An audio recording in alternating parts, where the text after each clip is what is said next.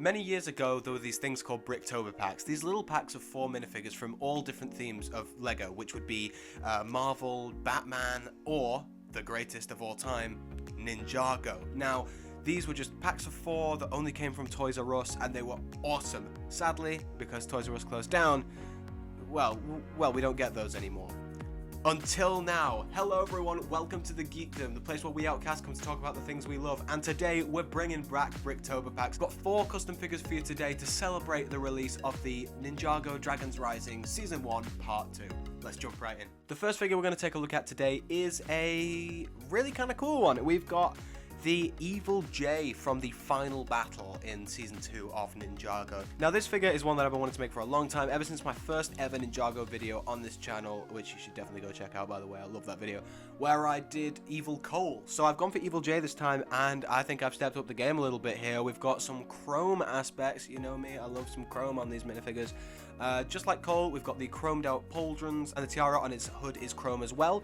But also his torso has some chrome aspects to it, because I was looking at some images of the suit in that episode, and it looks kind of shiny, so we've gone for the chrome out here. Looks really, really cool. Love the colors on this guy. I've tried to replace the kind of really vibrant blues with a more toned down bluish grey to kind of reflect the darkness that's going on in Jay at this moment, and I think it looks really cool. The arms look great. It's not often we see this color on some minifigures, so I think it looks really, really cool.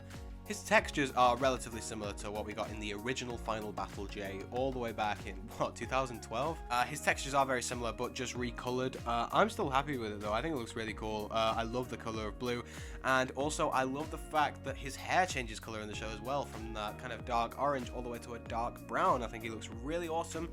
He's got a similar face print to my original Cole in that it's just kind of a generic J face print with some angry facial expressions and stuff, plus those really cool black and purple eyes that they get when they're kind of like infected by the dark matter. I think it looks really cool, and I'm super pleased with this figure. Sword is also in that sort of like nice blue as well, and I think it looks really cool. It really sets him aside from the original J figure. Outside of the figure itself, we have his accessory, which is the Elemental Blade of Lightning. Now this thing looks really cool, super proud of this. I really wish we got to see more of the Evil Ninja in this episode. Obviously that would have taken the center stage away from Lloyd, but I still think it would have been really cool to see. Especially to see some Evil Ninja use some weapons as powerful as the elemental weapons. So for the hilt, we've got that kind of new dragon piece, but in a chrome gold this time. It is finished off with one of those 1x1 gold flat circular tiles on the bottom, which looks really cool, and it's also got a blade tied in with it, so it's not 2 separate pieces, it's one singular mold of the chrome hilt and then the transparent blue blade, and I think that looks really, really cool. It kind of makes the eyes look like they're glowing that blue like it did in the show, which I am a really big fan of. I love the way this weapon turned out on this figure. Yeah, love this guy. Really cool to see him after like 3 years since I made that first Cole, so really cool to see this guy. Next up is everyone's favourite Ninjago character, the most gorgeous minifigure you'll ever see, the epitome of physical prowess, Dareth. Now, Dareth is just, he's gold. He's everything that is brilliant about that show, and I love him. I think he's brilliant. So here he is in an outfit we only see for like 2 frames in the entire show, but I always thought the outfit looked really cool. He's auditioning for like a talent show or something. I think that's what it was. He had like a dog that like pees on him or something. But he's got this like really cool white like Elvis style outfit on, which I thought was really, really cool. So I've given him that as best as I can. His legs are very basic with their printing. They just got some like gold sort of ornate texture to them, and then his jacket's got a similar texture on the lapels of his jacket. Underneath that he has a brown waistcoat, because obviously it's the brown ninja, he has to have some of those brown elements, and he has that kind of star chain that he wears throughout the entire show. His face print is probably one of the most accurate face prints I've ever done. I think it just looks so Dareth, and I love it so much. I think it looks really, really funny, and he's got that sort of Elvis hair in dark brown. Love this guy. I just love Dareth so much. I have his figure somewhere on the shelf behind me. Yeah, love this figure. He's awesome. Next up is an entirely custom figure. Now, in these Bricktober packs in the past, the thing that was so great about them was they gave us figures that we either never got in the show or we never got like physically, like Future J for example. We never got him in a set, but they gave it to us in a Bricktober pack, which is so cool. I wanted to have something kind of like that in this Bricktober pack, so I've gone with Prime Empire Zane. Now, one thing we were missing from that season, even though Detective Zane was the best thing ever, we missed out on a Prime Empire Zane costume. So I've kind of come up with a kind of cool design here. Obviously, he's got his kind of the standard Prime Empire hood and armor, but it's in this really nice bluish grey color. Now, Zane's usually he's got greys, he's got whites, but I think this color really suits him, especially now that he's starting to have a few more blue accents in his costume.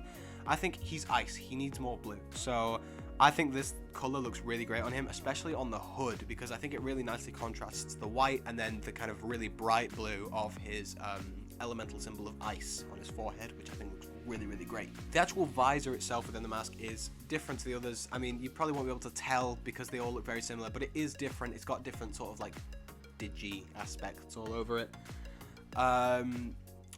One thing about Ninjago figures, which I'm not a big fan of, is that they don't have arm printing. It's a real shame. You get it occasionally, most commonly in Bricktober packs.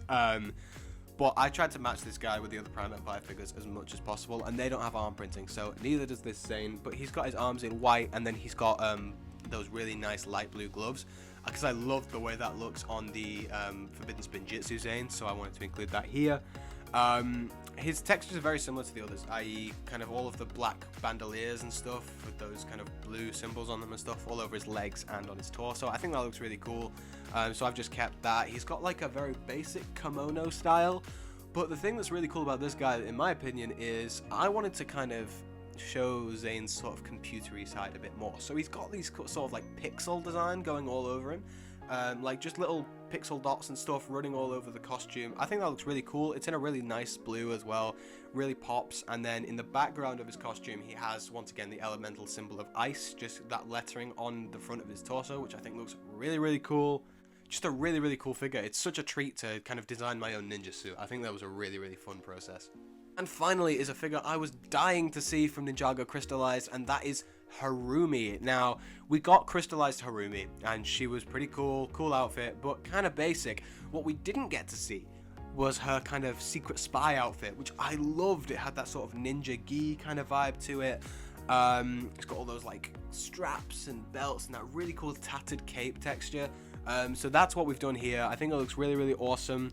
We've got the classic hood piece. Now, personally, I'm a bigger fan of the newer hood piece as seen on Obi-Wan in Obi-Wan's Jedi Shuttle and on Luke in the Death Trooper Battle Pack thing. I prefer that hood, but I had to stick to what they did in the show, so I've gone with the hood that Harumi has in the show. She has that kind of kabuki style mask there, which I think looks really cool, very villainous. I love the colors. I love the way the white and the blue contrast the entire rest of the outfit, because the rest of the outfit's kind of monochrome.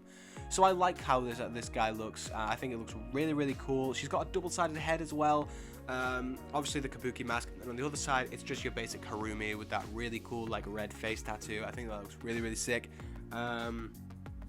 And she comes up with a blade in chrome, which is what I included in my original Harumi for my second Ninjago CMF series. And I just like to keep that theme running, so I've given her that chrome knife there as well. I think she looks really, really awesome. Anyway, everyone, thank you for watching this video. I do hope you have enjoyed. If you did, feel free to like and subscribe down below. And also tell me what your favorite figure in this Bricktober pack is down below. I would love to hear your thoughts, and tell me what you want me to do in the future. I always love reading your comments. Anyway, thanks for watching, everyone. See you next time.